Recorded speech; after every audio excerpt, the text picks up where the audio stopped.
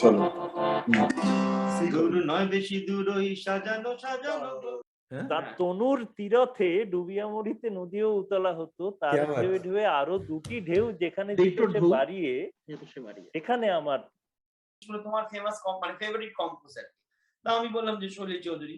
বলো আচ্ছা আচ্ছা না আমি আমরা তো আরডি নয় এসডি নয়, আমরা না আরডি এসডি আর মদন মোহন নয় অমুক না, বলে না সলিল চৌধুরীকে আমি চিনি না, আমরা চিনি না। তোমাদের বাংলার যত খুব নাম করা কেউ হবে কি না, আমাদের শোনো সলিল চৌধুরীকে চেনো না, হতেই পারে না। আমি তোমাকে একটা করে গান বলছি, দেখো তুমি গানগুলো শুনেছো কিনা। তখন তাই আমার হতেই পারে না, আমি সলিল চৌধুরীর কোনো গান শুনি। তখন আমি একটা করে গান বলছি, আমি যে জিন্দগি, হ্যাঁ এটা সলিল চৌধুরী,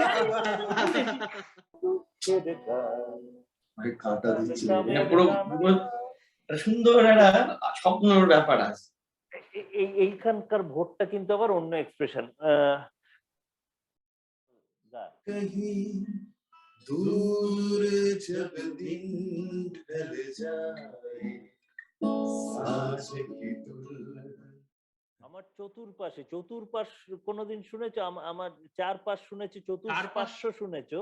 আমার পাশটাকে খুব চতুর ভাবে ব্যবহার করেছেন আর কি। সলিল চৌধুরী সঞ্চারীর অসাধারণ অনেক সঞ্চারী আছে। বেস্ট দুটো বোধহয় তুমি একটা বলেই দিলে যে চোখে চোখে চেয়ে থাকা ভালো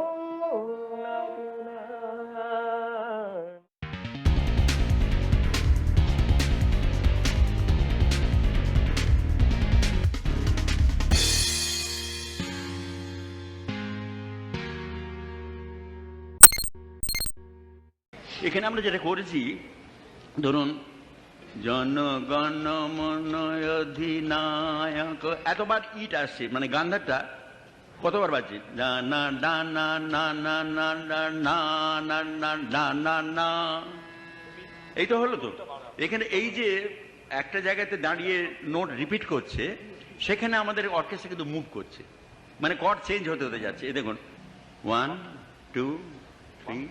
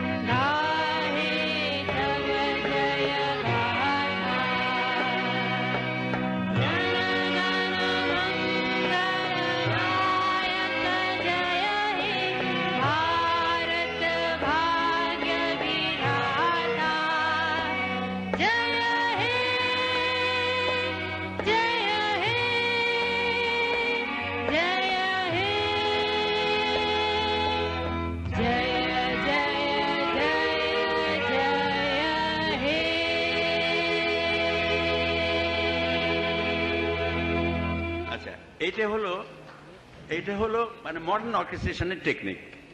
তো আমরা বিভিন্ন অ্যাঙ্গেল থেকে সলিল চৌধুরীকে নিয়ে একটু নাড়াঘাটা করবো আমাদের মতো করে। আমাদের এটা বলতে পারেন একটা ফ্যান ভিডিও। আমাদের সঙ্গে আজকে আছেন জয় সরকার।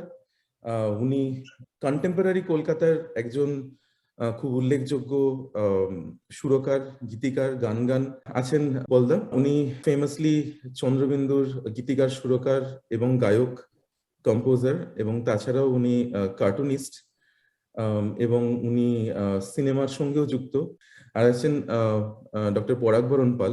উনি ঠাকুর দত্ত মেডিকেল কলেজের প্রফেসর এবং চিকিৎসক। তা বাদে ওনার সঙ্গীত জগতে একটা বিশাল পরিচয়ও আছে। উনি কন্টেম্পোরারি কলকাতার একজন সুরকার, কম্পোজার, অনেক গানও তৈরি করছেন। বাংলা গান একটা জায়গায় আটকে ছিল, আমার যেটা মনে হয়, এটা একান্তই আমার মত, যে এই এই ধরো এইটা টপ্পা গান, এইটা কীর্তন, এটা ভক্তিগীতি, এটা খেউট, এই জাতীয় ক্যাটেগরাইজড গান ছিল। এই জায়গাটা থেকে বাংলা গানকে প্রথম যিনি মুক্তি দেন তিনি হচ্ছেন রবীন্দ্রনাথ। রবীন্দ্রনাথ মানে আমার মতে ভারতের প্রথম মডার্ন কম্পোজার, যিনি এই যে আধুনিক গান কথাটা আমরা এখন খুব লুজলি ইউজ করি, আধুনিক গান কাকে আধুনিক গান বলা হবে এইটা প্রথম রবীন্দ্রনাথ আমাদের দেখালেন।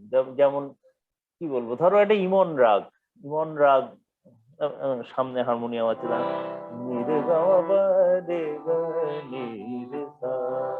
এই ইমন রাগ। তো এবারে ইমন রাগের রূপ রং কি, যে সন্ধেবেলায় গাওয়া হবে, সন্ধেবেলায় একজন পূজারী পুজো করছে এরকম, মানে দিস ওয়াজ ইমন রাগের ছবি রবীন্দ্রনাথের আগে। রবীন্দ্রনাথ প্রথম মুক্তি দিলেন কিরকম, মানে হৃদয় আমার নাচে রে আজকে ময়ূরের মতো নাচে রে, নাচে রে, এই ইমন রাগে এই যে, বা ধরো এবার আমায় ডাকলে দূর, এই যে দূরে, এইটা হচ্ছে একজন মানে মডার্ন কম্পোজারের ইন্টারন্যাশনাল মিউজিকের ছাপ যার আছে, এইরকম কম্পোজার প্রথম রবীন্দ্রনাথ আমাদের দেশে, এবং প্রথম সার্থক আধুনিক গানের স্রষ্টা। রবীন্দ্রনাথের পরে আরেকজন উল্লেখযোগ্য কম্পোজার নজরুল, যিনি আরবি অ্যারাবিয়ান মিউজিককে বাংলা গানে আনলেন।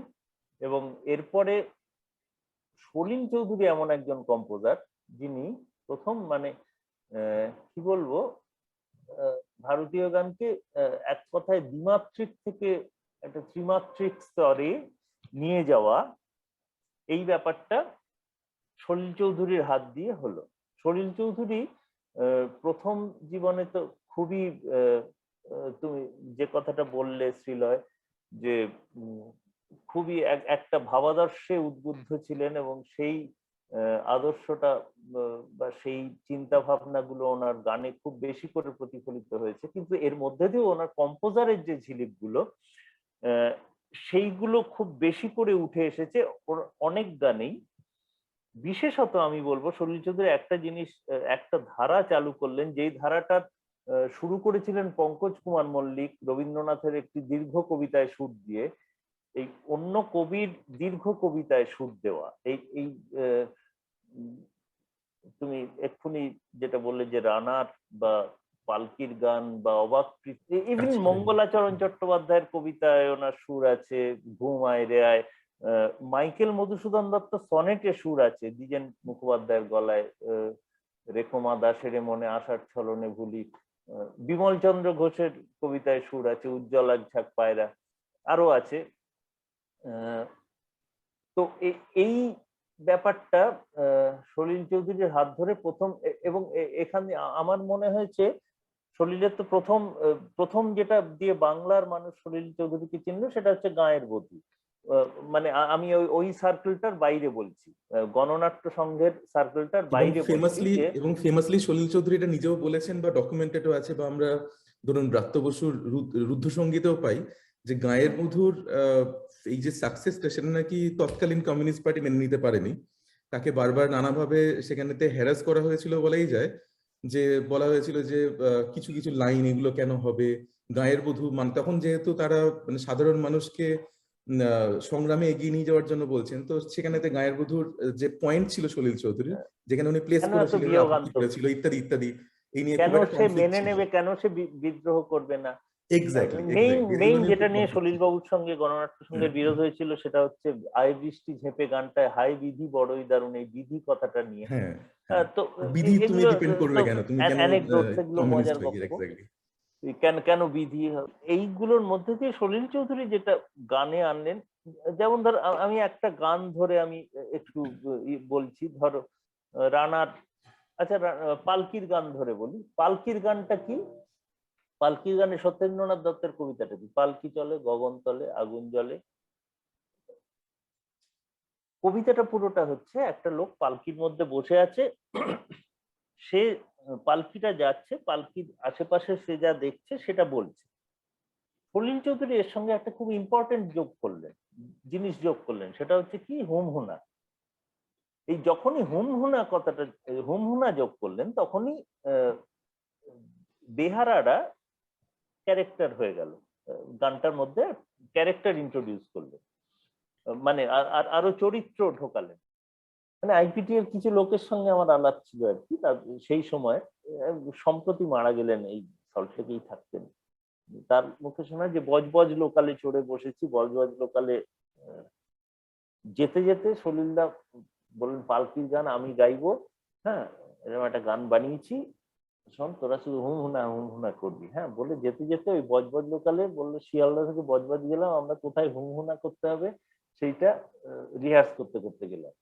গোটা ইয়েতে পালকিতে যে বসে আছে সে যাচ্ছে, এবারে বেহারারা হুমহুনা হুমহুনা হুমহুনা হুমহুনা করতে করতে যাচ্ছে।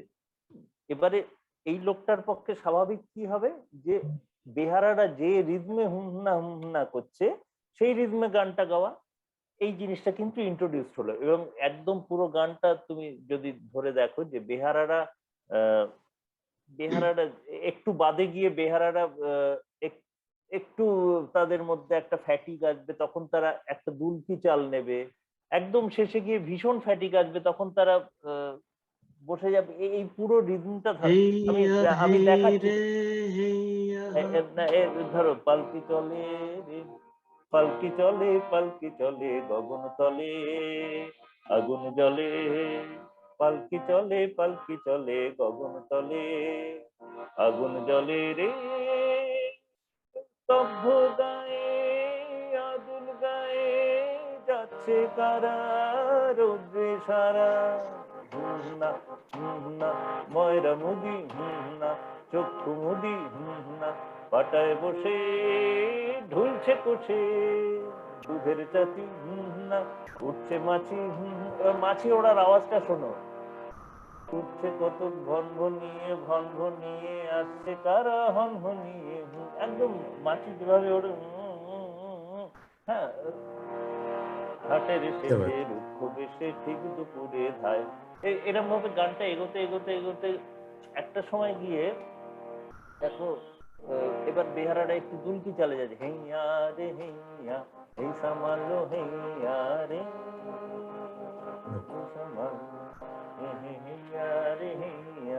এই সামালো হেইয়া, এই রিদমে গানটা আবার শুরু হয়ে গেল। এবারে অদ্ভুত অদ্ভুত জিনিস আছে, যেমন আহা গোগাইর সীমানা,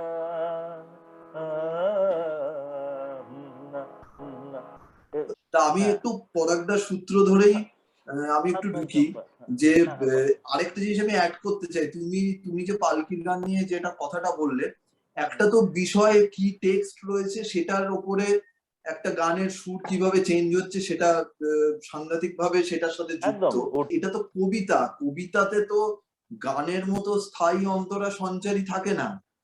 এবার এই যে হুনহুনাটা, এটা যেমন একটা ভিজুয়াল ইম্প্যাক্টও দিচ্ছে, পরিষ্কার বোঝা যাচ্ছে যে ক্যারেক্টার অ্যাড হয়েছে, তার সাথে সাথে কিন্তু সুরের একটা ফেরত তৈরি হচ্ছে, যেটা হুক লাইনের মতো অনেকটা, সেটা ফোনেটিক্যালি আসছে ঠিকই, সেটার মধ্যে আরো অনেক লেয়ার যোগ হচ্ছে। কিন্তু আমি যদি শুধু সুরের দিক থেকে বলি, যে এই হুনহুনাটা কিন্তু কোথাও একটা তোমাকে ফেরত আনছে, যেটা হয়তো কবিতার গানের ক্ষেত্রে তো তুমি স্থায়ীতে ফিরতে পারছো না।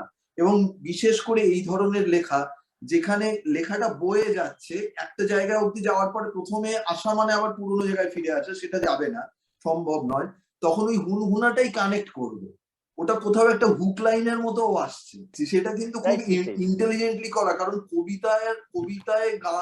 কবিতাকে গান বানানো, কবিতায় সুর করাটা খুব কঠিন একটা কাজ, কারণ কবিরা তো সেটা সুর হবে ভেবে লেখেননি একদম।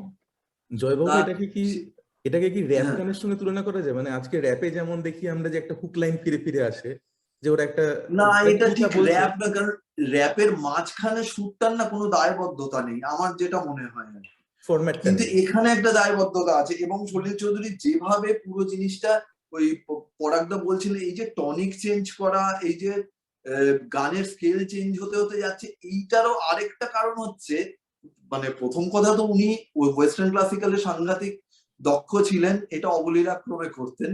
তার কাছে মানে টনিক শিফট আর স্কেল শিফটটা কোনো ফ্যাক্টর ছিল না।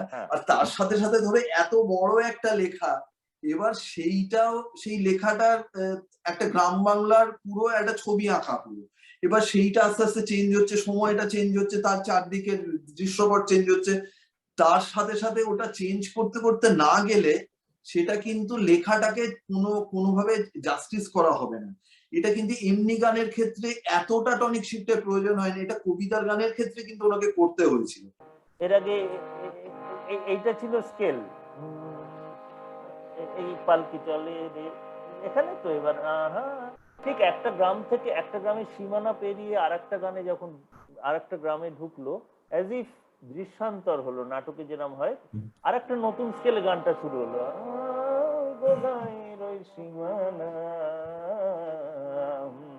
এবারে আমি বৈরাগী সে কণ্ঠি বাঁধা, ঘরের কাছে লেপছে কাদা, দিচ্ছে চালে।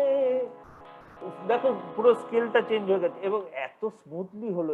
এইটা যে একটা কম্পোজারের পক্ষে কত কঠিন কাজ, যে যখনই টনিক চেঞ্জ করতে যায় কোনো কম্পোজার, অনেকে করেছেন, খুব ইন্টেনশনাল, খুব অ্যাক্সিডেন্টাল বলে মনে হয় টনিক চেঞ্জটা। সলিল চৌধুরী একজন কম্পোজার, যার এইটা বলো শোনো কোনো একদিন বলো, এইরকম পৃথিবীর গাড়িটা থামা বলো, রানার বলো, রানার 50-এর দশকে তৈরি পালকির গান রানার, কোথাও মানে টনিক চেঞ্জটা এমন মাখনের মতো, মানে কি বলবো, এমনি শ্রোতা সে ফিলই করতে পারবে না যে এইসব সাংঘাতিক ঘটনা ঘটে যাচ্ছে গানের মধ্যে।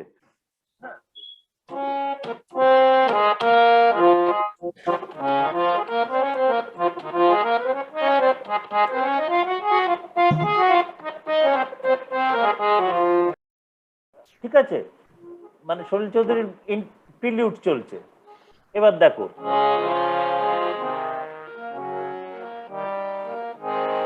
এখানে তোমার স্কেলটা কিন্তু এই হয়ে গেছে, শুরু করেছিলাম আমরা এইটা। আচ্ছা, এবং ওনার যে ব্যাপারটা আমার সব থেকে, আমি এখন এসে উপলব্ধি করি বা সব থেকে বেশি আমাকে আকর্ষণ করে, বা যে কারণে উনি আমার কাছে দেবতার আসনে বসে গেছেন, সেটা হচ্ছে ওনার ব্যাপ্তির জায়গাটা। উনি কিন্তু এইখানে শুধু আটকে থাকেননি, উনি কবিতার গানও যেমন করেছেন, গণনাট্যের গানও তেমন করেছেন, আবার বাংলা আধুনিক গান করেছেন, মর্জিনা আবদাল্লার মতো একটা ছবি করেছেন যেখানে হাই হাই প্রাঞ্জয়ের মতো একটা কম্পোজিশন ছিল।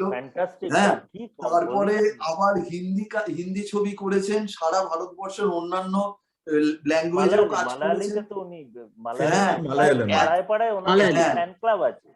একদম, এবং সেখানে আমাদের থেকে হয়তো আরো অনেক বেশি ওনাকে নিয়ে আলোচনা হয়, ওনাকে নিয়ে আরো অনেক বেশি সবাই মানে সবাই ওনার থেকে আরো বেশি ইনফ্লুয়েন্সড ওইখানে আমাদের এখানকার থেকেও, আমার এটা মনে হয়। তো এই যে এত বড় একটা কাজের ক্যানভাস, এটা তার কিছুই আমি হয়তো বললাম না, তার সাথে তো লেখা জোগাড় জায়গাটা বাদ দিলাম। তা আমার মনে হয় না আমাদের ভারতবর্ষ কেন সারা পৃথিবীতে এত বড় ব্যাপ্তি নিয়ে কোনো কম্পোজার কাজ করেছেন, কারণ সবার একটা স্পেশালিটি ছিল, কিন্তু ওনার স্পেশালিটিটাও বিশাল বড় জায়গা জুড়ে। তার মধ্যে যেমন আমাদের লোকগান রয়েছে, ভারতীয় লোকগান আছে, তার নানা জায়গার ইয়ে রয়েছে, মানে গান আছে, তারপরে পৃথিবীর অন্যান্য জায়গারও গান রয়েছে, তার সাথে ওয়েস্টার্ন ক্লাসিক্যাল, তার সাথে আমাদের রাগরাগিনী, মানে এই তিনটে, মূলত এই তিনটে জিনিসের মিশেলে ওনাকে কিন্তু এই অনন্য জায়গাটা দিয়েছে। ধরো সেই গান আমি যাই যে ভুলে বলে ওনার একটা গান আছে, সেটা যদি ভাবো সেটা দেখবে যে কোথায় সলিল চৌধুরী একটা কি বলবো, একটা রবীন্দ্রিক টপ্পা বলা যায়, মানে হ্যাঁ। তো কবির সুমন একটা খুব খুব চিজি গান নিয়ে, সোকল চিজি গান নিয়ে অ্যানালাইজ করেছিলেন, আমার মনে হয় কবির সুমনের কাছেই শুনেছি।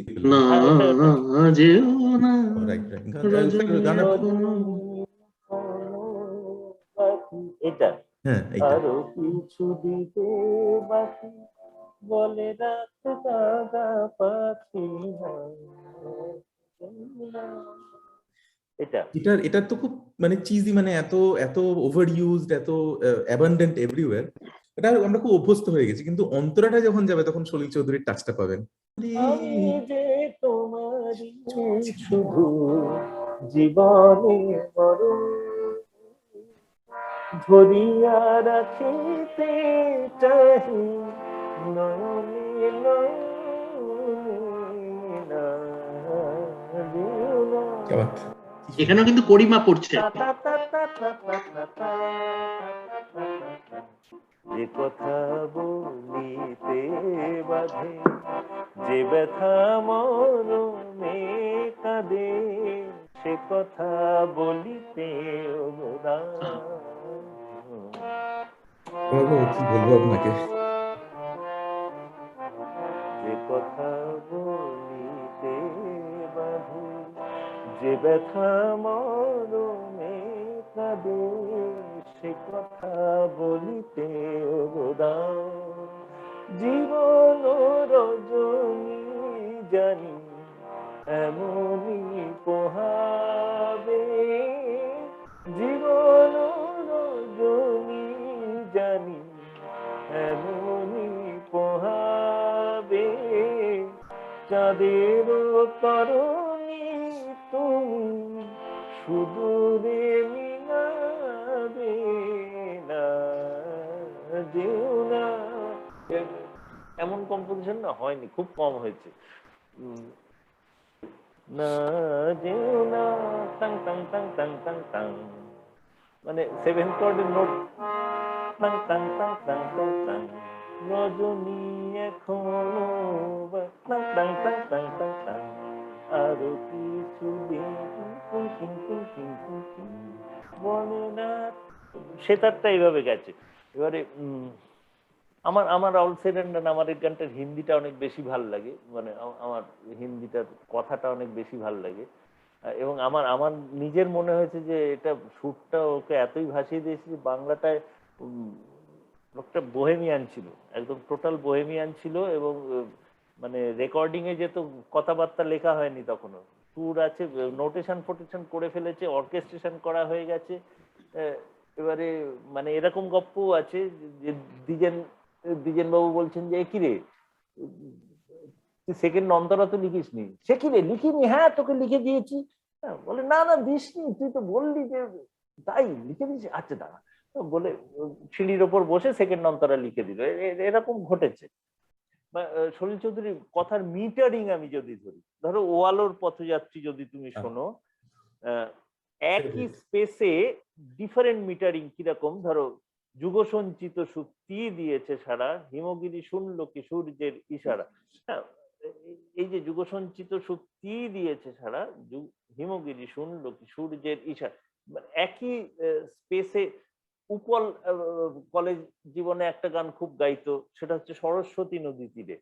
হ্যাঁ, সরস্বতী নদী তীরে যদি তুমি দেখো, সরস্বতী নদী তীরে, এই তো একটা ফ্রেজ, পরের প্যারাগ্রাফে এইটাই হচ্ছে পূবের আলো ফুটতে না ফুটতে রোজ তাকে হতো যে উঠতে। এই দেখো মিটার নিয়ে কতটা খেলছেন।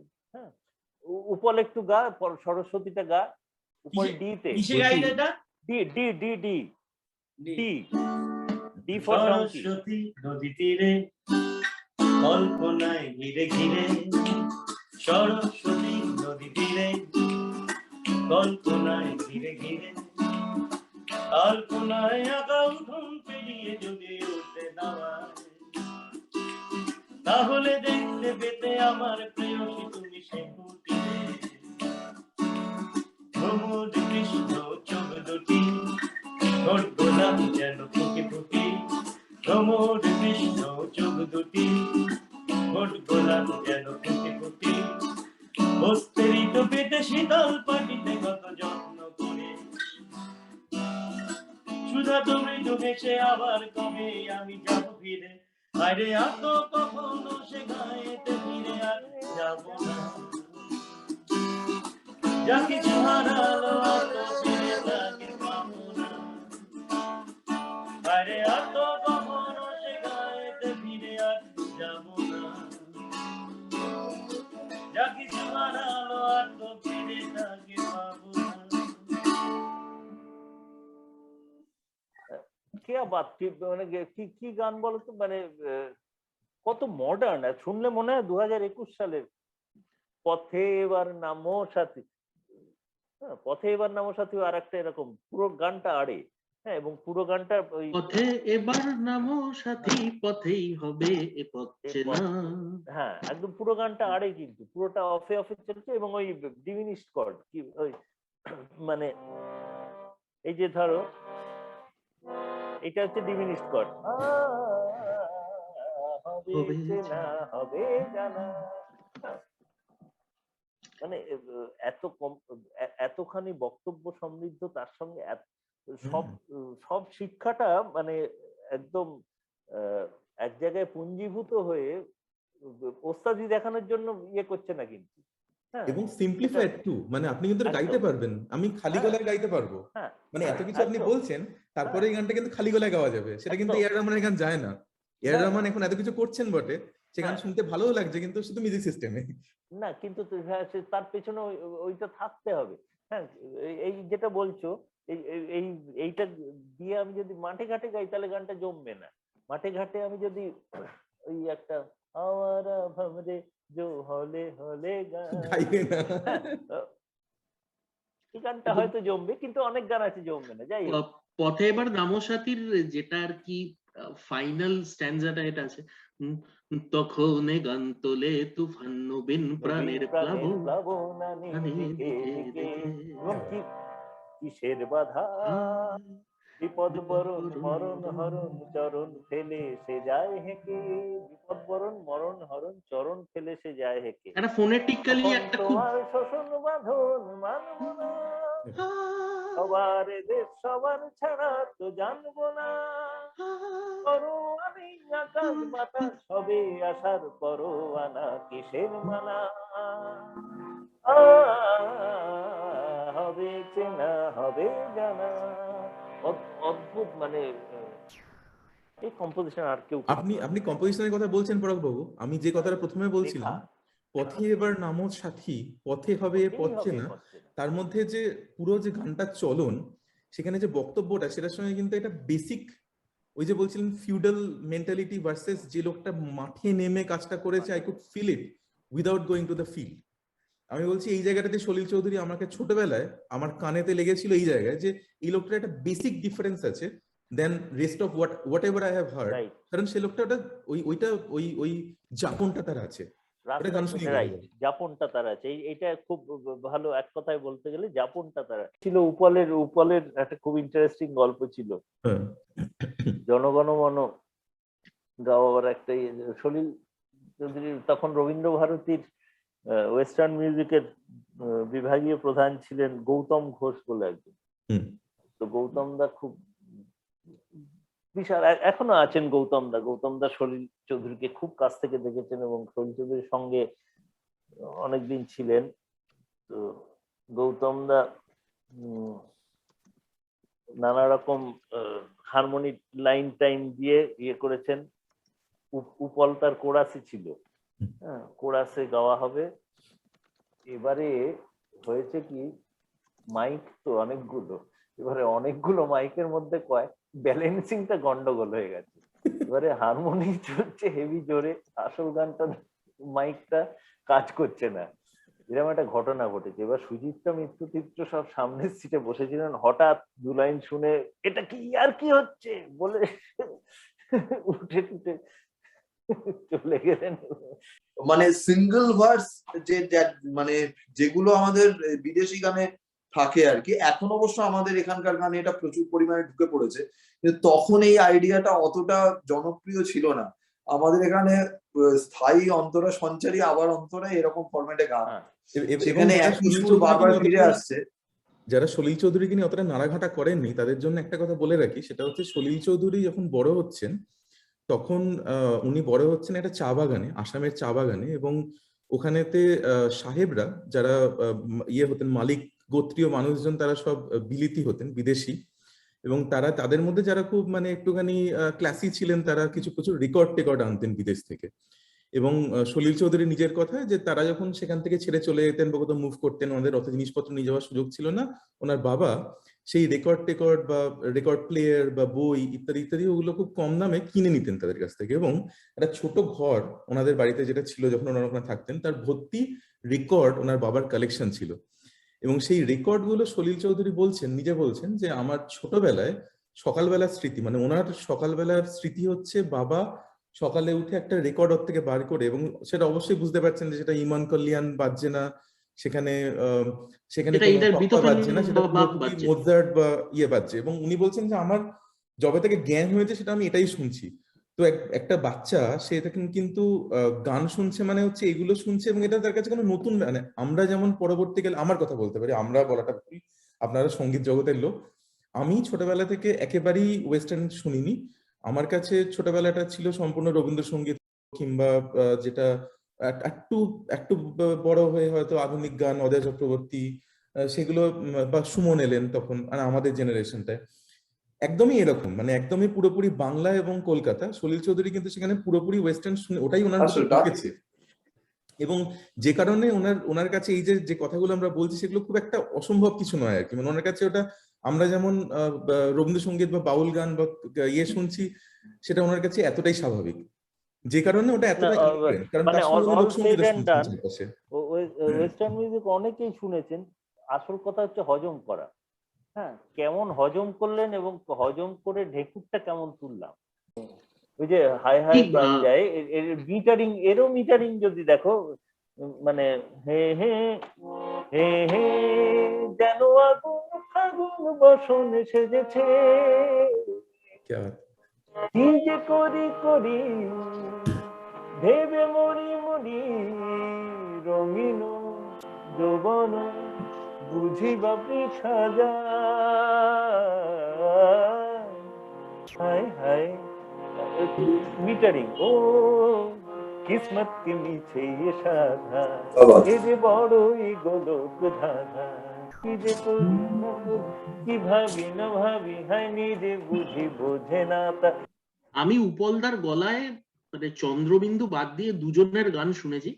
একজন হচ্ছে হ্যারি বেলাফন্টে, আরেকজন হচ্ছে সলিল চৌধুরী। সলিল চৌধুরী দুটো গান মানে অ্যাটলিস্ট ইউটিউবে যে অ্যাভেলেবেল আছে, একটা শুনেছিলাম এই সরস্বতী নদী তীরে, আর একটা শুনেছিলাম পাগল হাওয়া। না আসলে আমার যেটা বারবারই মনে হয় যে এই যে ওয়ার্ড নিয়ে জাগলারি, এটা ওই বেলাফন্টের যে গানের যে কায়দাগুলো ছিল, মানে একটা কবিতা পড়ে বারবার মনে হবে যে এটা কি করে সুরে কি করে ঢোকানো যায়। এটা আমার ক্ষেত্রে অনেক সময় চ্যালেঞ্জিং হয়ে যায়, কারণ চৌধুরী লর্নিং মাঝে মাঝে এমন ভাবে কথাগুলো লেখে যে যে মিটারে লিখছে হঠাৎ একটা লাইনে গিয়ে মিটারটা বেড়ে যায়, সেইটা তখন এমন ভাবে ফিট করাতে হয়। একটা গান আমার বেলাফন্টের মনে পড়ছে যে have to talk to the governor today concerning the carnival parade, feeding the people running a while, governor says no carnival, big riot, police and এই যে governor says no, মানে একটা গান কখনো স্কুইজ করে দিচ্ছি, কখনো একটা গান, কিংবা I wonder why nobody don't like me, এই I wonder why nobody don't like me, এই এত বড় কথাটা ও আই এর পর এমন ভাবে ফ্র্যাকশনটা ফেলছে যে I wonder why nobody don't like me। আমি যদি গানটা না জানি, আমাকে যদি কেউ কথাটা দিয়ে সুরটা আলাদা করে বলে দেয়, আমি যদি গানটা না শুনি, আমি সুরে গানটার কথাটা বসাতেই পারবো না, কারণ আমি ফ্র্যাকশনটা জানি না।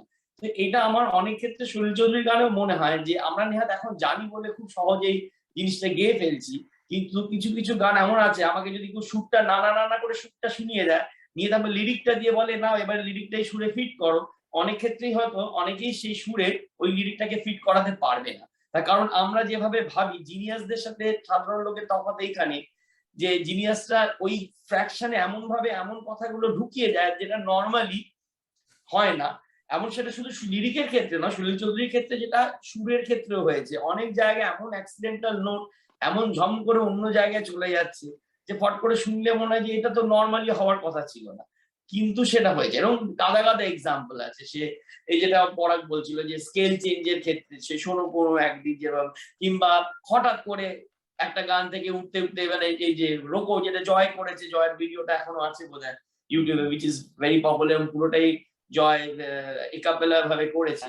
সেটা হচ্ছে এই রকম পৃথিবীর গাড়িটা থামা, সেখানে একটা থেকে একটা, এবং ইনফ্যাক্ট আমার মনে আছে একটা সলিল চৌধুরীর ইন্টারভিউতে আমি শুনেছিলাম এই রানারটা যে একটা রানার। রানার এবং পালকি চলে দুটো গানই উনি যে কখনো আর সুরটাকে ফিরিয়ে আনেননি, তার একটা কারণ উনি বলেছিলেন, জাস্টিফাই করেছিলেন যে আমরা যখন একটা পথ থেকে চলা শুরু করি আমি তো আর সেই জায়গায় ফিরে আসছি না, তা আমি যদি একটা মানে পালকি এখান থেকে শুরু হলো এ পয়েন্ট এ থেকে পয়েন্ট বি তে যাচ্ছে, সে তো পয়েন্ট এ তে আর ফিরে আসছে না, তো সেই ক্ষেত্রে আমি সুরটাকেই বা কেন পয়েন্ট এ তে ফিরিয়ে আনবো? হয়তো আমি হুক লাইন রাখবো কিছু কিছু জায়গায় যাতে কানেক্ট করে যায়, যাতে একদম মনে না হয় যে অবভিয়াসলি দুটো গ্রামের মধ্যে দুটো গ্রামে হয়তো একটা নারকেল গাছ থাকতে পারে, একই মানে একই ধরনের নারকেল গাছ, দুটো গ্রামের মধ্যে অনেক মিল থাকতে পারে, কুড়ে ঘর থাকতে পারে, কিন্তু দুটো গ্রাম আলাদা, একটা গ্রামের সাথে আরেকটা গ্রাম মিল নেই।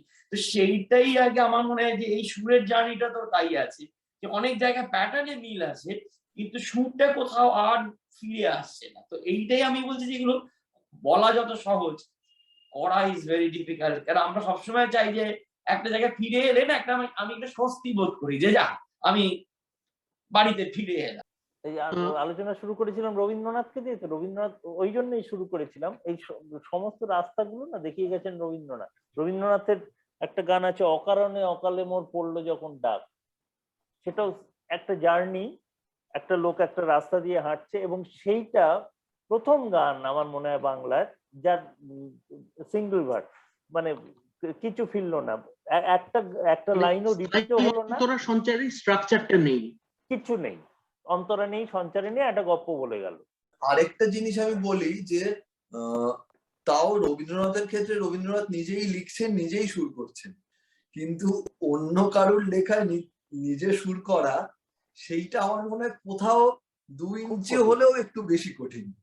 মানে ফ্লেক্সিবিলিটি রবীন্দ্রনাথের ছিল যে পছন্দ না হলে রাতকে সুর করতে সাহস করেছে বলতো, মানে ওটা একটা স্মৃতি মধুর কিছু করা যায়। এটা এইটাই দেখো মা দাসের মনে এমিনো কি করি পদে সাধিতে মনের সাদ ঘটে যদি পরমাদ মধুহীন করুণা গো তব মন কোকোনা প্রবাসে দৈবের বসে জীবরিতে হবে অমরকে কোথা কবে চিরস্থির কবে নীরে ছাইরে জীবন নদে দেখো মা দাসের মনে।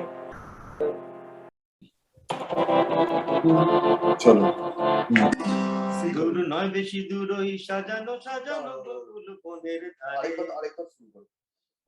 চলো 1 2 3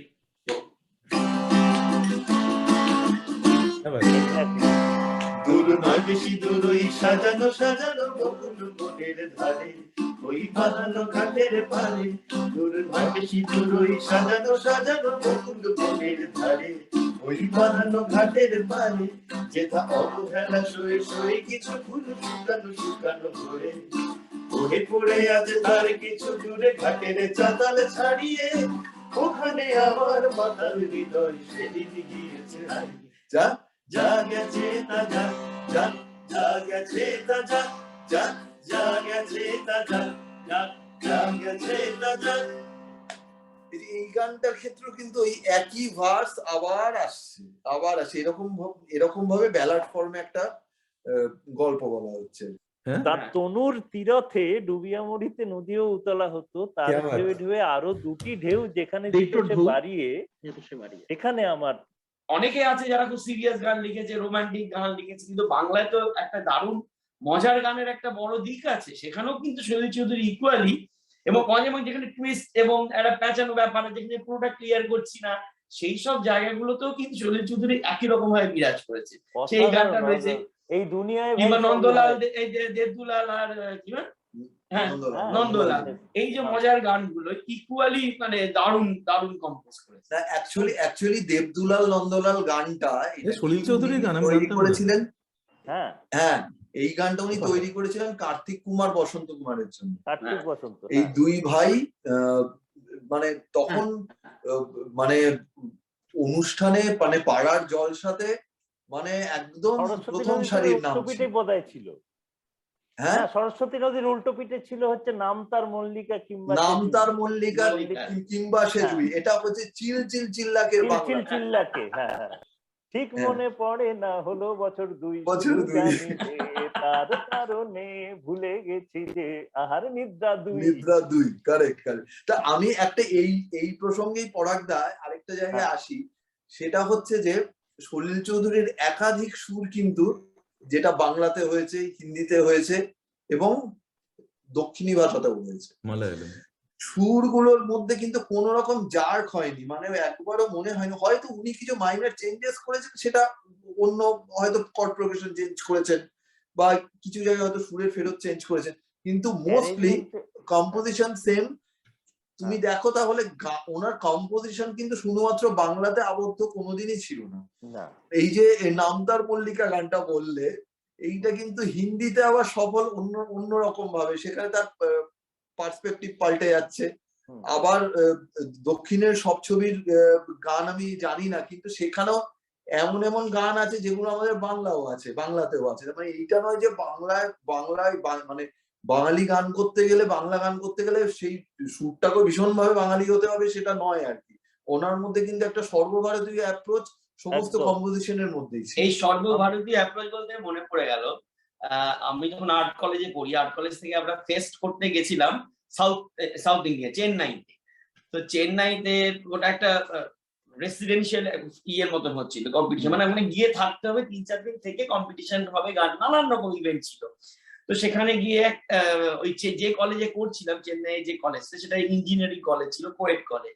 সেখানে অনেকের সাথে আমাদের আলাপ হয়ে গেছিল, এবং আমরা যেহেতু একটা বড় গ্রুপ নিয়ে গেছিলাম, এবং আমরা যেহেতু আর্ট কলেজ থেকে গেছিলাম, আমাদের গানেরও গ্রুপটা ছিল, আমি সেটা লিড করেছিলাম, প্লাস ছবি আঁকারও গ্রুপ ছিল। ফলে আমরাই বোধহয় প্রবাবলি অনলি কলেজ যারা দুটো ইভেন্টেই পার্টিসিপেট করেছিলাম। তো সেখানে গিয়ে আমরা যা হয় ফেস্টে, যে ফেস্টের ইভেন্টের বাইরে মানে ফেস্ট গুলো হতো মূলত এই দুপুর 2টো থেকে শুরু হয়ে সন্ধ্যে 7টা-8টা অব্দি চলতো, কিন্তু সারা রাত কিছু করার তো নেই, আমরা সারা রাত ধরে আড্ডা মারতাম, গান করতাম, বিভিন্ন গ্রুপের সাথে, নতুন নতুন কলেজের বন্ধুদের সাথে আলাপ হচ্ছে। তো ওখানে গিয়ে আমাকে একজন জিজ্ঞেস করে, আমরা গান গাইছি, আমাকে একজন জিজ্ঞেস করলো তোমার মানে ফেভারিট কম্পোজার। তা আমি বললাম যে সলিল চৌধুরী। বলো আচ্ছা আচ্ছা, না আমরা তো আরডি নয়, এসডি নয়। না আরডি এসডি আরো মদন মোহন নয়, অমুক না, বলে না, সলিল চৌধুরীকে আমি চিনি না। আমরা চিনি না, তোমাদের বাংলার হয়তো খুব নাম করা কেউ হবে, কিন্তু আমাদের শোনো, সলিল চৌধুরীকে চেনো না, হতেই পারে না। আমি তোমাকে একটা করে গান বলছি, দেখো তুমি গানগুলো শুনেছো কিনা। তখন তাই আমার হতেই পারে না, আমি সলিল চৌধুরী কোনো গান শুনি। তখন আমি একটা করে গান বলছি, আমি যে জিন্দগি, হ্যাঁ এটা সলিল চৌধুরী, তারপরে আমি আরেকটা গাই, মানে দূর যাব দিন, এটা সলিল চৌধুরী। আমরা তো গানটাই খালি শুনেছি, আমরা কখনো ওটা কে কম্পোজার সেটা মানে খেয়ালই করিনি। তো আমি সেটাই বলছি যে এই গানগুলো এতই পপুলার যে ওরা কিন্তু এরম নয় যে ওরা হিন্দি ভাষী, ওরা কিন্তু একদম তামিল, কিন্তু ওরা এই গানগুলো শুনেছে। তো তখন এত ভালো লাগলো যে কিভাবে গান সব বর্ডারকে ক্রস করে সেটা চলে যেতে পারে একটা সুর, সেটাই ম্যাজিক। তাহলে যে সুরটা গাইলে সেই সুরটাই আমরা একবার শুনি। এই আমায় প্রশ্ন করে নীল ধ্রুব তারা, এইটা একই সুর আবার যখন হিন্দিতে আসছে মুকেশের গলায়, একদিকে হেমন্ত মুখোপাধ্যায় ওরকম ব্যারিটন ভয়েস, সেইটা পাল্টে গিয়ে যখন মুকেশের গলা হয়ে যাচ্ছে সেখানে, এবং সেখানকার সেই ছবির ইয়ে পাল্টে যাচ্ছে, গুপি যন্ত্রটা কি রে? হ্যাঁ, তোর এই গুপি যন্ত্রটা কি রে? এটা হচ্ছে guitar on diet. Six pack. আমি একটুখানি হিন্দিটা গাইছি, তারপর বাংলা গাও এরকম। হ্যাঁ চল গা। কহি दूर जब दिन ढल जाए, साँझ की दुल्हन बदन चुराए, चुप कैसे आए मेरे ख्यालों के आंगन में, कोई सपनों के दीप जलाए, दीप जलाए, दूर जब दिन जाए, साँझ की दुल्हन बदन चुराए, चुप कैसे आए। তারা যেন ভালোবেসে আলো জেলেছিল সূর্যের আলো নাই নিভে গিয়েছিল তারা যেন ভালোবেসে আলো জেলেছিল সূর্যের আলো তাই নিভে গিয়েছিল ছায়ার বিছে ঘুরে ঘুরে মরি বিছে একদিন চেয়ে দেখি আমি তুমি হারা আমি তুমি হারা আমার প্রশ্ন করে আর কতকাল আমি রব দিশাহারা রব দিশাহারা। আমার চতুর্পাশ কোনোদিন শুনেছো? আমার চারপাশ শুনেছো, চতুর্পাশ্য শুনেছো? আমার চারপাশটাকে খুব চতুর ভাবে ব্যবহার করেছেন আর কি। আচ্ছা, এখানে পরাগের কাছে পাশে আমি মানে গল্প এটা একটু হচ্ছে শুনতে চাই। গুরুচণ্ডালী, যাকে বলে এই গুরুচণ্ডালী। গানটা কোন সময় লেখা হয়েছিল সেটা নিয়ে একটা ছোট্ট তুই আমাকে বলেছিলিস, মনে আছে? কেন লেখা হয়েছিল গানটা এবং কোন পরিস্থিতিতে এই গানটা লেখা হয়েছিল সেটা যদি আমরা জানি তাহলে গানটা কিন্তু একটা অন্য, আমি বলছি একটা মাত্রা পাবে। পরাগ তুই প্লিজ বল। এইটা নিয়ে তোকে বলেছিলাম না, না মনো লাগে না নিয়ে বলেছিলাম না, এটাই বলেছিলি তখন। আমি যতদূর শুনেছি, আমি জানি না, মেবি আই এম রং, যে এটা তো উনি বোম্বেতে আপনার অসুবিধা হচ্ছিল, উনি সাউথ ইন্ডিয়ায় চলে গেছিলেন, ওইখানে ওনার করছিলেন কাজ সবকিছুই, কিন্তু সামহাও ওনার বারবারই মনে হচ্ছিল যে সবই আছে কিন্তু সামথিং ইজ মিসিং। হ্যাঁ, তো সেই গানটা তখন উনি কম্পোজ করেছিলেন। যে আমায় প্রশ্ন করে নীল, মানে আমি আমার কিরকম আমার মনে হচ্ছে যে আমি আমার দিশাটা এক্স্যাক্টলি কি, আমার দিশাটা এক্স্যাক্টলি কি, এইটা নিয়ে যখন উনি কনফিউজড হয়ে গেলেন তখন তার সময়ের গান আর কি এটা। এই কয়েনেজ অফ ওয়ার্ডস, যেমন সোজা পথের ধাঁধায় আমি অনেক ধেঁধেছি, এই যে ধেঁধেছি, আবার বলছি রবীন্দ্রনাথে ফিরে আসছিস, লাজে লাজানো না। তবে আমায় প্রশ্ন করেনি, আমি একটা খুব মজা করে আমি বন্ধুদের সাথে ইয়ার্কি মারি যে আমি একটা লাইন আছে যে আমি পথ খুঁজি না তো পথ মোড়ে খুঁজে, মন যা বোঝে না বোঝে, না বুঝে না বুঝে, মানে মন বুঝলো না কি বুঝলো, মানে এটা সত্যি তুই যদি খুব মানে আলটিমেটলি এমন সুন্দর একটা ওয়ার্ডের টুইস্ট রয়েছে যে তোর মনে ধাঁধা লাগিয়ে দেবে, মন কি বুঝলো না মন বুঝলো না। হ্যাঁ, তো খুব সুন্দর, মানে এই যে ওয়ার্ড টুইস্টের মজাগুলো, এটা অ্যামেজিং। এবং পরাগবাবু যে বারবার রবীন্দ্রনাথের কথা তুলছেন সেটা আমার কাছে মনে হয় খুব ইন্টারেস্টিং। কারণ হচ্ছে যে শৈলবাবু নিজেই বলছেন যে ওনার বোধহয় বছর 15-16 মধ্যে উনি পুরো রবীন্দ্রনাথ পড়ে শেষ করে ফেলেছেন। He was a avid reader and he was reading of course everything else, but Rabindranath পড়ে শেষ করে ফেলেছেন and he was so influenced যে বোধহয় ওনার 17-18 বছর বা 20 বছর বয়সে এখন রবীন্দ্রনাথ মারা যান, ওনার লম্বা লম্বা চুল কেটে ফেলেছিলেন, যে মানে কেউ বলে দেয়নি ওনাকে, but he felt so deeply influence Rabindranath মারা গেছেন। এবং তার মানে উনি যখন কলেজে পড়ছেন তখন রবীন্দ্রনাথ লিখছেন, উনি ডাইরেক্ট লেখা পড়ছেন এবং ওই সময় উনি মারা যান। তো আপনি যেটা বলছেন সেটা হয়তো বা জয়বাবু বলবো যে কথাটা বলছেন, উনি হয়তো হি ওয়াজ ইনফ্লুয়েন্সড বাই রবীন্দ্রনাথের এই সমস্ত শব্দের ব্যবহারগুলো, কারণ উনি অনেক শব্দ কয়েন করেছেন। এই যে লাজে লাজানোর কথা আপনি বললেন, যেমন পারিজাত বল। পরাগদা যেটা দিয়ে আর কি আজকের আমাদের আড্ডাটা শুরু করলেন সেটা হচ্ছে ইমন রাগ দিয়ে। ইমন রাগের মোস্ট ইম্পর্টেন্ট এলিমেন্ট হচ্ছে করিমা, রাইট? তো সলিল চৌধুরীর কিছু গানে অদ্ভুত ল্যান্ডিং আছে, যেরকম একটু না মন লাগে না এ জীবনে কিছু যেন ভালো লাগে না, মানে এত সুন্দর করি, মানে খুব আনপ্রেডিক্টেবল একটা নোট লাগছে করিমা ওখানে। বা মনের জানলা ধরে উকি দিয়ে গেছে, ওটাতে বারবার করিমাতে ফিরছেন উনি। শিকলে বাঁধিতে তারে চেয়েছিনু বুঝি, শিকল চরণে তার হয়েছে নুপুর। আর না না শুধু এই কথার দিক দিয়ে এটা খুব ইম্পর্টেন্ট একটা পয়েন্ট, খুব ইম্পর্টেন্ট পয়েন্ট। আমি বলছি করি মধ্যম কিন্তু মানে ওয়েস্টার্ন ক্লাসিক্যাল বা ওয়েস্টার্ন মিউজিকের ক্ষেত্রে ফ্ল্যাট 5 থিওরি বলে একটা থিওরি আছে। করি মধ্যম এমন একটা পর্দা যেখান থেকে দুটো স্কেল সমানভাবে অ্যাক্সেস করা যায়। রাইট, দুটো স্কেল বলতে ধরে নাও C major scale, C root হচ্ছে, সি মেজরের রুট হচ্ছে অবশ্যই সি। সি মেজরের ফিফথ নোট অর্থাৎ পঞ্চম নোট হচ্ছে পা হচ্ছে জি। এবার এই কড়ি মধ্যমটা অ্যাড হলে যদি সির সাথে তুমি কড়ি মধ্যমটা শুদ্ধ মধ্যমের জায়গায় কড়ি মধ্যম করে দাও, স্কেলটা অ্যাকচুয়ালি জি হচ্ছে। কিন্তু এটা খুব ইন্টারেস্টিং একটা বিষয়। উনি ওই ফ্ল্যাট ফিফথটাকে বা কড়ি মধ্যমটাকে প্রচুর ইউজ করেছেন ওনার একটা স্কেল থেকে আরেকটা স্কেলে যাওয়ার ক্ষেত্রে। আমি মানে কম্পোজিশনের ক্ষেত্রে কর্ড প্রোগ্রেশন তো একটা বিরাট ভাইটাল ফ্যাক্টর।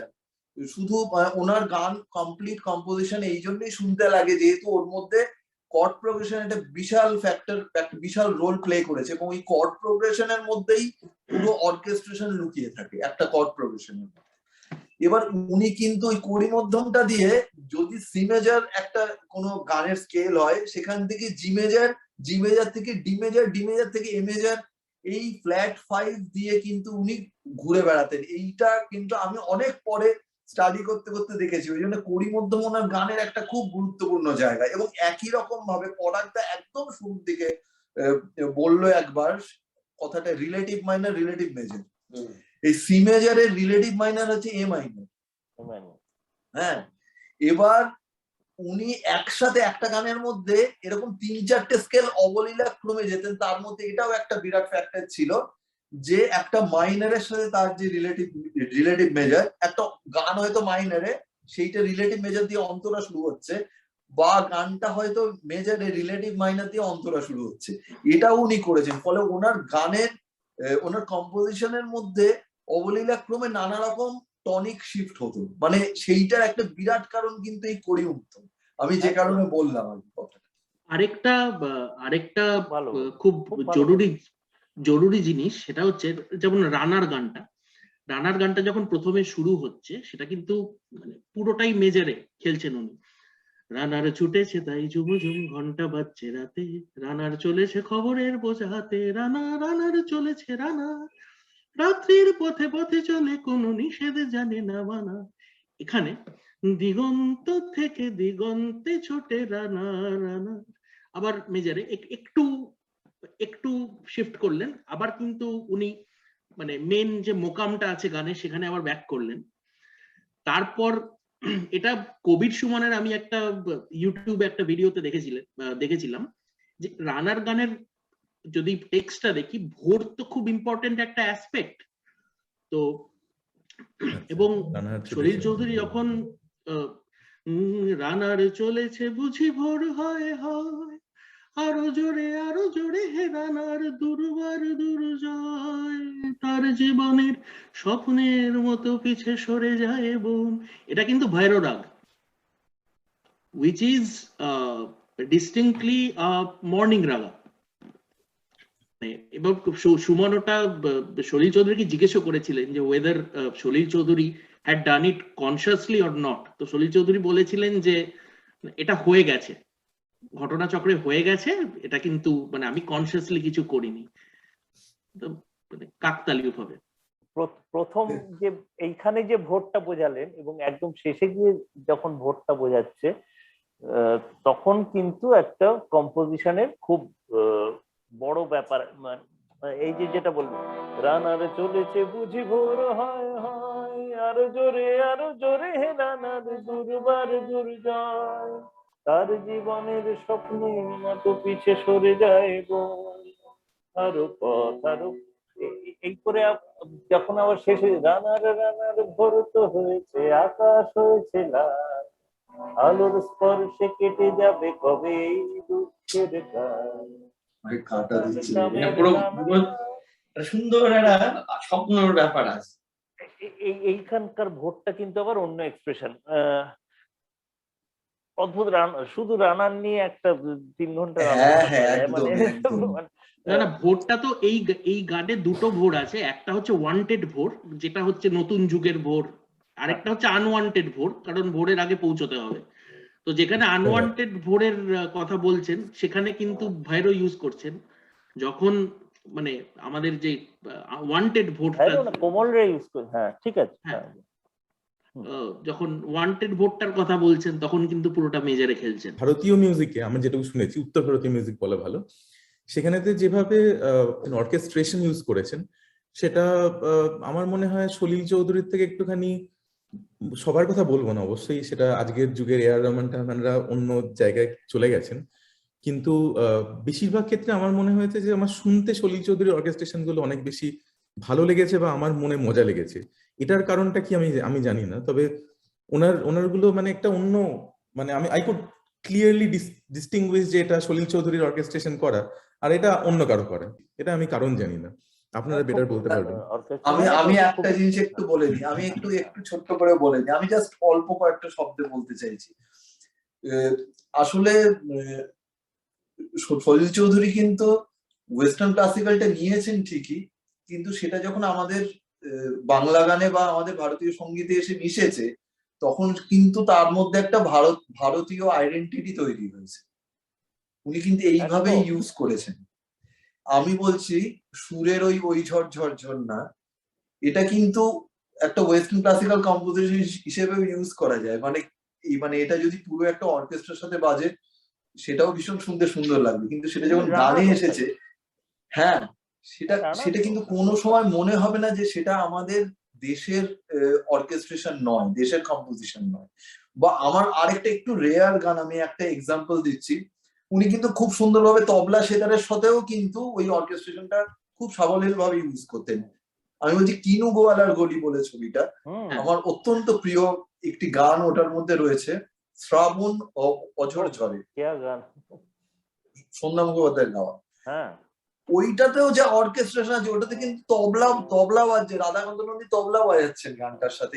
ইয়েগুলো শুধু ইন্টারলুড গুলো একটু বোধহয় একটু ওই তখন বায়া টায়া দিয়ে কিছু হয়তো বা বঙ্গ ফঙ্গ দিয়ে কিছু বাজানো হতো, আবার অন্তরা থেকে পুরো তবলা ঢুকছে, কিন্তু তবলা ঢুকছে তার সাথেও কিন্তু একটা পুরো ক্লাসিক্যাল, ওয়েস্টার্ন ক্লাসিক্যাল একটা ব্যাকআপ চলছে, স্ট্রিংস লাইন, তার মধ্যে ফ্লুট লাইন, সমস্ত কিছু ঢুকছে, কিন্তু সেটা পুরো বাঙালি হয়ে ঢুকছে, বাঙালি হয়ে যাচ্ছে। অঝোর ধারে ব্যাকুল বাতাস কেঁদে মরে, দেখো না গো দূরে সরে আপন করে না।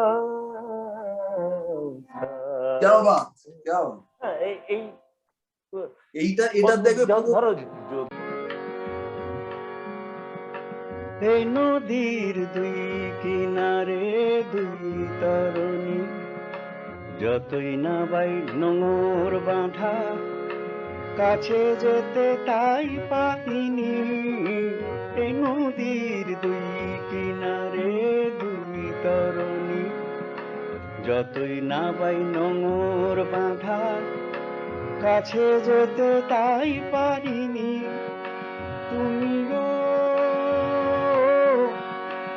তুমি গো পার থেকে তাই স্মরণী না,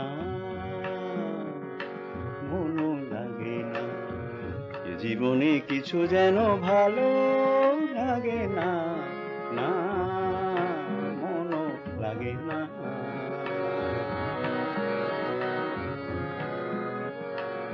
না মনও লাগে না, না মনও লাগে না। চোখে চোখে চেয়ে কাঁদা ভালো লাগে না, না মনও লাগে না। চোখে চোখে চেয়ে কাঁদা ভালো লাগে না, না আমি যে শ্রান্ত আজি শক্তি উধাও, কি হবে আর মিছি মিছি দেবে মিছে না। আমি যে শ্রান্ত আজি শক্তি উধাও, কি হবে আর মিছি মিছি দেবে মিছে না। তুমি গো পার থেকে যাও, চলে যাও না, মনও লাগে না জীবনে কিছু যেন ভালো লাগে না, না মনও লাগে কিছু যেন ভালো লাগে না, না মনও লাগে না।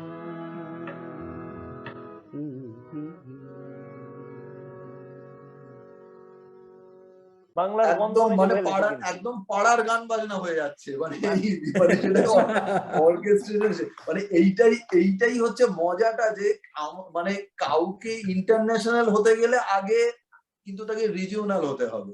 এই গল্পটা আরেকবার বলে দিই। সত্যজিৎ রায় বড় উদাহরণ। গৌড়খ্যাপা যাদবপুরের স্টেজে উঠে বলছেন গৌড়খ্যাপা স্টেজে উঠলো, এবার স্টেজটা ইন্টারন্যাশনাল হয়ে গেল। এই ধরো শ্রীলয় বলো তো, এই সলিল চৌধুরীর গান, এটা কোন গান থেকে নেওয়া বলো? ক্লান্তি নামে গো রাত্রি নামে গো বাইতে পারি নাই তরুণী আর কত দূর গান থেকে নেওয়া। এটা খুব চেনা, সবাই জানে কি, খুব চেনা মানে প্রচুর চেনা আমাদের দৈনন্দিন জীবনে। হ্যাঁ হ্যাঁ হ্যাঁ, হ্যাপি বার্থডে টু ইউ থেকে নেওয়া। অথচ দেখো গানটা কি হয়ে গেছে, ইভেন শুধু ওয়েস্টার্ন নয়, ধরো এই গানটা सावन की रिमझिम में ऐसा भी होता है, सावन की रिमझिम में आना हुआ था अंधेरों के राही, मंजिल में पहले से लौटा रही थी, तेरे लिए जीते हैं हम दिल जानता है, ये सावन की रिमझिम में ऐसा भी होता है, सावन की रिमझिम। এটা কোত্থেকে নেওয়া বলো? এটা হ্যাপি বার্থডে টু ইউ না, ডেফিনেটলি না, এটা কোত্থেকে, এটাও তোমরা খুব জানো। হ্যাঁ, এটা হচ্ছে যেতে যেতে একলা বুঝেছে ওরে ওরে ঝড় উঠেছে।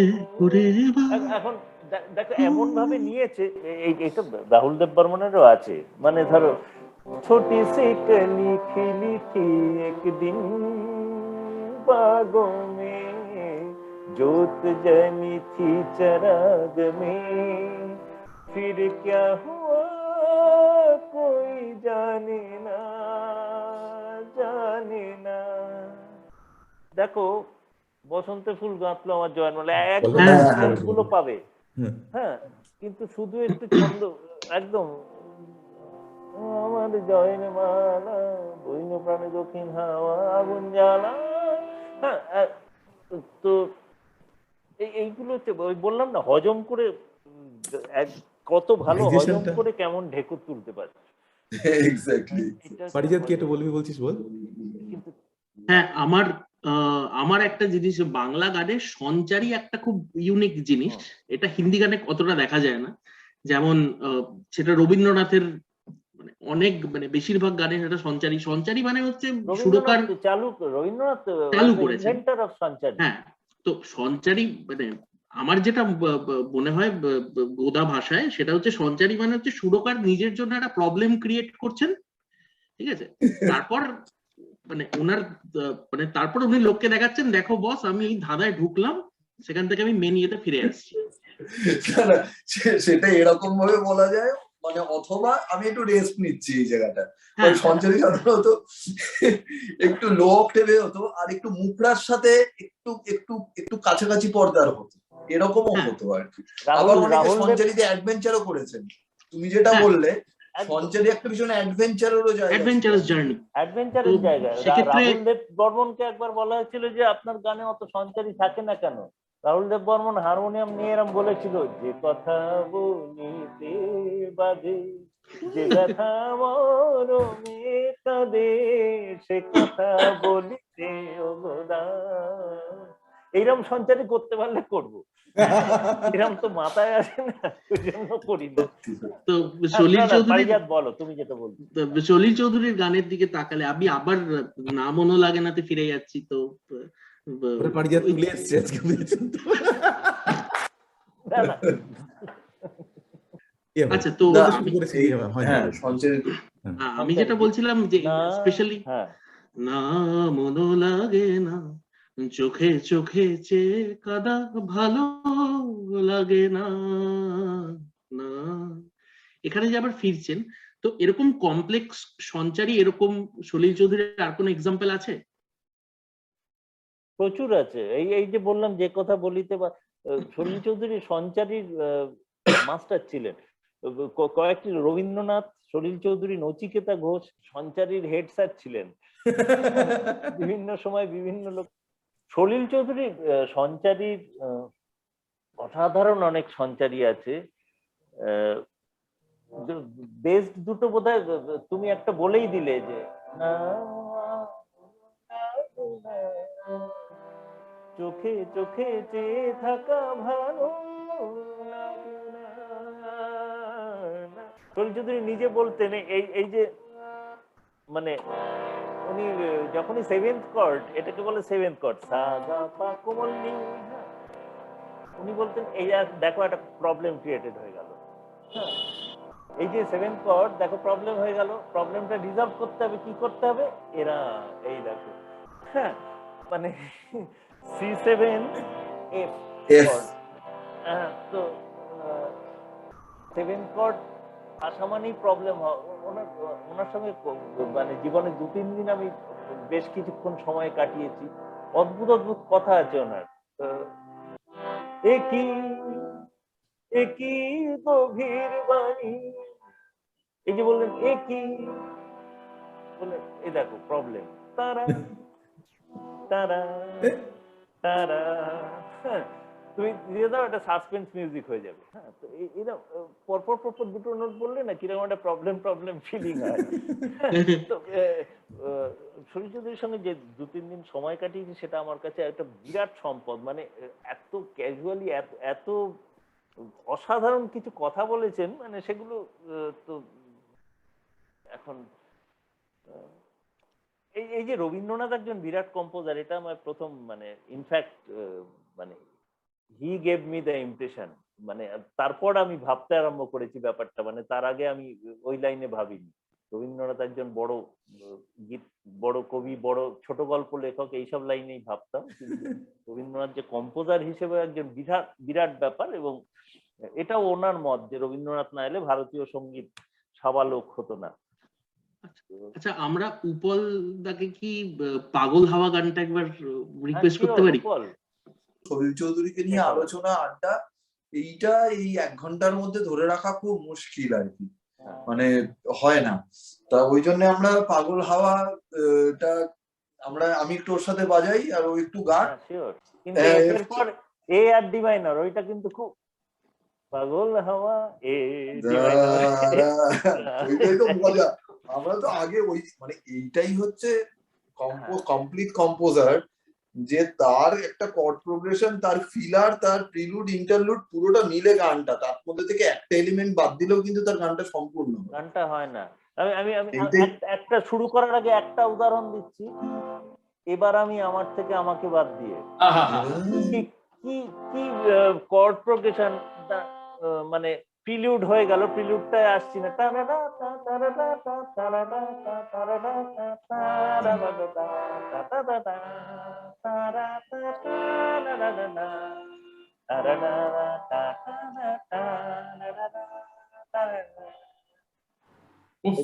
এবার আমি আমার থেকে আমাকে বাদ দিয়ে অনেক কিছু জীবনে যোগ দিলাম। এই প্রোগ্রেশন যাচ্ছে, মানে ইন্টারলুডে টাং তারাটাটা টাং তারাটাটা টাং তারাটাটা টাং তাতাটা টাং তারাটাটা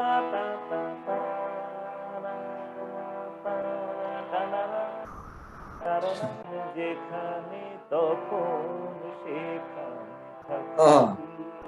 এটা সিগনেচার অদ্ভুত, মানে অনেক সময় নোটটা নেই কর্ডের মধ্যে, কিন্তু এটাও আছে, মানে হ্যাঁ যে নোটে গানটা হচ্ছে নোটটা নেই কর্ডে।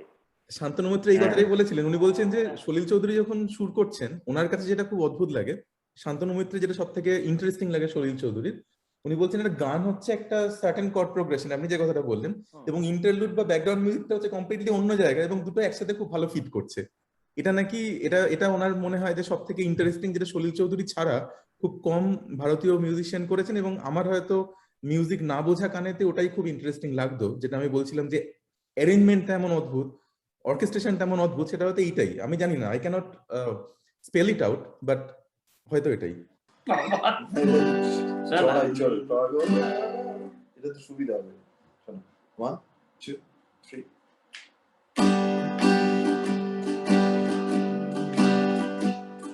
পাগল হাওয়া কি আমার মতো তুমিও হারিয়ে গেলে, হাজারো রঙের মেলা সুরভি রুটের খেলায় তারে না ভুলে পাগল হাওয়া।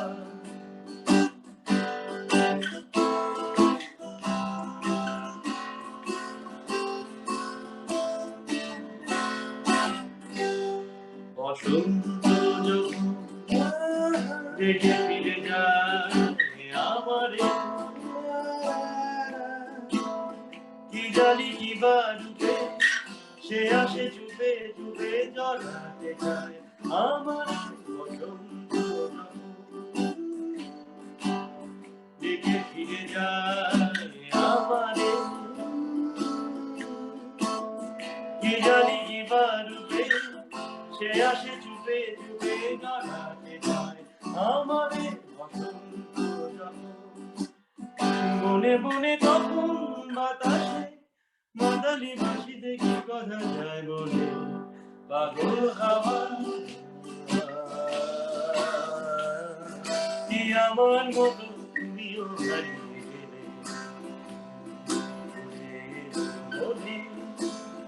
হাজারো রঙের মেলা সুরভি রুটের খেলায় ঘরে নাহি পেলে পাগল হাওয়া।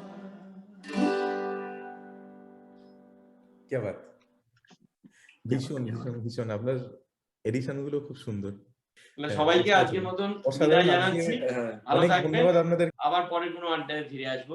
জয়, তোমার কিছু বলার আছে? একদমই। আর এরকম একজন মানুষকে নিয়ে আড্ডা, যিনি একজন নিজে কমপ্লিট ইনস্টিটিউশন, সেটাই আমি মনে করি। আমার স্টুডিওতে ঢোকার মুখের ছবিটা ওনারই, ওনার ছবির নিচ দিয়ে আমি রোজ কাজ করতে ঢুকি, এবং সেটা খুব রেয়ার একটা ছবি। এটা অনিন্দ আমাকে দিয়েছিল ছবিটা, খুব অন্যরকমের একটা ছবি।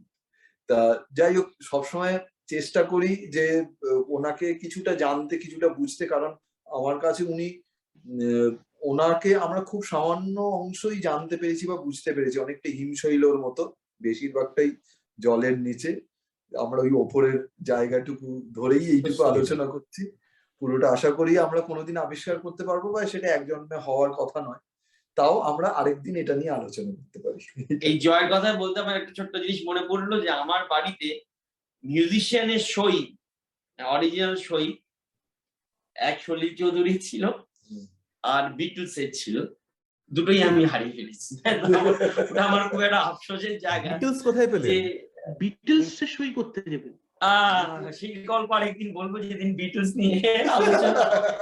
আচ্ছা, তাহলে এটাই কথা হয়ে রইল, বিটলস নিয়ে আমরা এটা নিয়ে কথা বলবো। অটোমেটিক্যালি আসবে যে বিটলসে অরিজিনাল সই কি করে পেলাম, এবং একটা ছবির ওপর 4 জনের সই ছিল, নীল পেনে করা ছিল। ওটা আমার একটা মানে বইয়ের ক্যাবিনেট ছিল, সেই ক্যাবিনেটের কাঁচের ইয়েগুলো এরকম ভাবে থাকে তো, মানে একটা ক্রস করে, ওর ফাঁকে আমি গুজে রেখেছিলাম। ওটা থাকতো, মানে এমনই অভ্যস্ত হয়ে গেছিলাম যে ওটা আছে তো আমি জানি।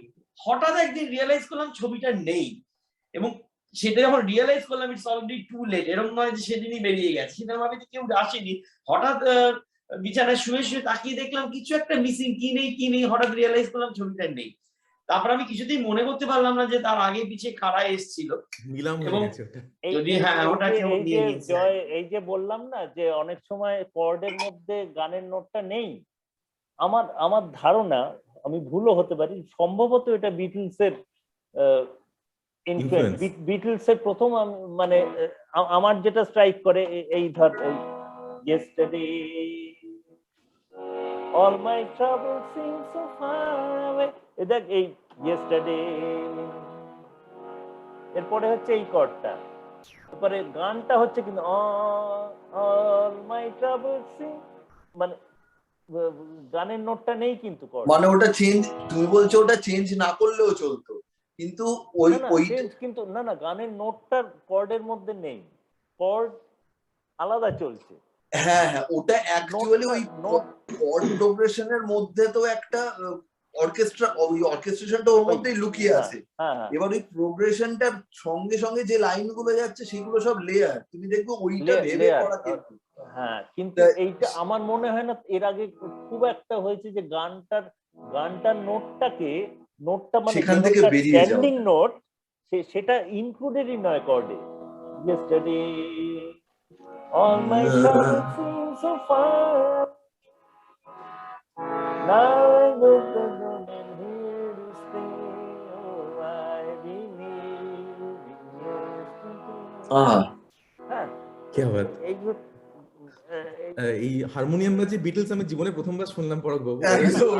এরকম ভালো লাগে। চক্রবর্তী ওদের থেকে রাগ বার করে থাকতে পারেন আমি জানি না, কিন্তু এই পাগল হাওয়া কি আমার মতো মনে হয় যেন একই গান আমি শুনছি তো রকম ভাবে। ওই স্পেসটা তৈরি করা ওই প্রোগ্রেশনটা দেখানোর জন্য, ওই যে পাগল হাওয়া, এইটা কিন্তু ওই রাস্তাটা, ওই যে অর্কেস্ট্রেশন, ওইটাতেই ফিল আপ হলো ওই গ্যাপটা। ওই বাবা বাবা বাবা বাবা না না না, আমি দেখতে পাচ্ছি একজন অর্কেস্ট্রা অর্গানাইজ করছে দাঁড়িয়ে পুরোটা।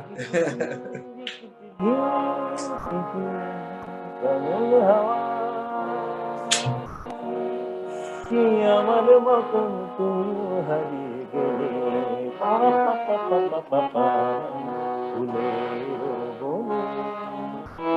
হাজার রঙের মেলা, পুরো বিদ্যুতের খেলায় তারে নাহি পেলে পাগল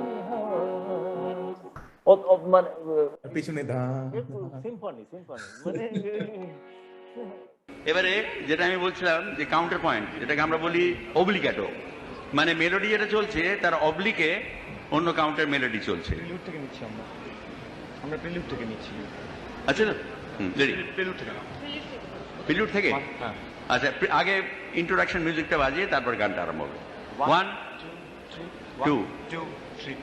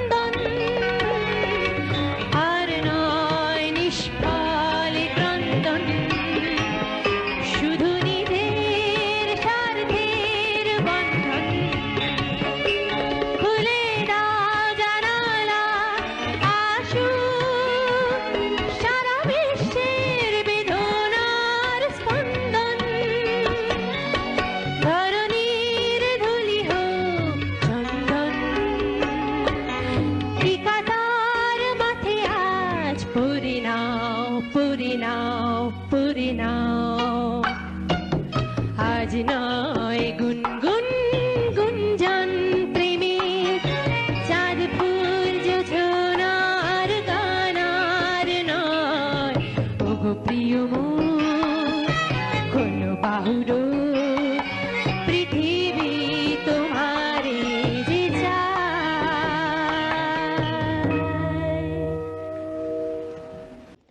এইরকম বিভিন্ন আলোচনা কিন্তু চণ্ডীমণ্ডপে চলতেই থাকবে, আপনারাও থাকবেন কিন্তু। আর তার জন্য আমাদের সঙ্গে যুক্ত হয়ে যান আমাদের চ্যানেলটি সাবস্ক্রাইব করে। বলাই বাহুল্য যে আজকের এই আলোচনাটি ভালো লাগলে একটু লাইক, শেয়ার ইত্যাদি করে সকলের মধ্যে ছড়িয়ে দেবেন। আর আপনাদের মতামতটাও কিন্তু আমরা শুনব, কমেন্ট বক্সে লিখে জানাবেন। ভালো থাকবেন, সঙ্গে থাকবেন। চণ্ডীমণ্ডপের একটাই মোটো, আড্ডা হোক, বিতর্ক হোক। ধন্যবাদ।